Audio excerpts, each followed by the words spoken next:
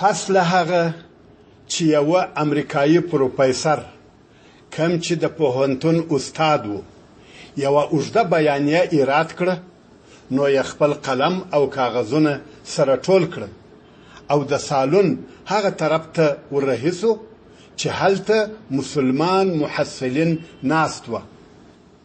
پروفیسر خپلې عینکې د سترګو څخه پورته کړې او پر خپل سپین سوي سر یې کښېښودې او د مسلمان محصلینو تر څنګ کښېنستی.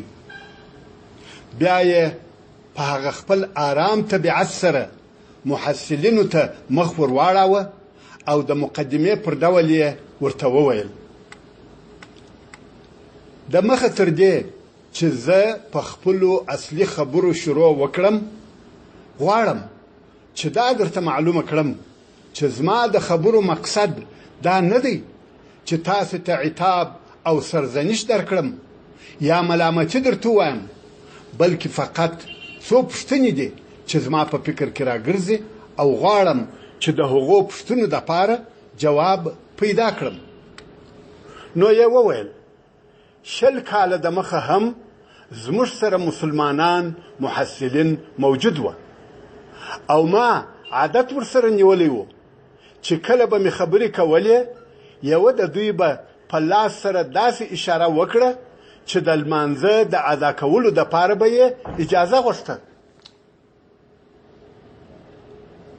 او د اجازې تر اخیستلو وروسته به ټول محصلین د لمانځه د ادا کولو دپاره ولاړ سوه او د سالون په آخر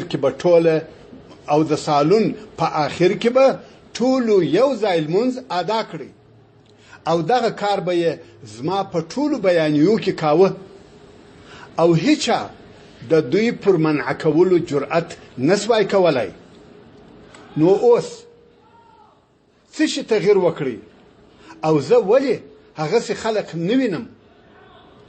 زه بیانیه شروع کړم او بې له دې یې پای ته ورسوم چې ستاسې څخه دې یو څوک د لمانځه د ادا کولو دپاره لاس پورته کړي. په پخوا کې ماته ویل کېده چې دغه خلق مسلمانان دي. آیا تاسې هغسې مسلمانان نه یاست؟ او که هغه خلق ستاسې څخه مخالفه مسلمانان وه؟ بل هغه شی چې زما توجه یې ډېره جلب کړې ده هغه ستاسې د ښځو حجاب دی. په پرون کې ما یوه ښځه ولیدل چې خپل حجاب یې داسې پر سر سماوه چې هغه د نړۍ د مشهورې کمپنۍ مارکه یې ښکاره سي. دا ولې او څنګه؟ آیا ستاسې ښځې اوس داسې سوې چې حجاب د دې دپاره پر سر کوي چې په مارکو سره یې فخر وکړي؟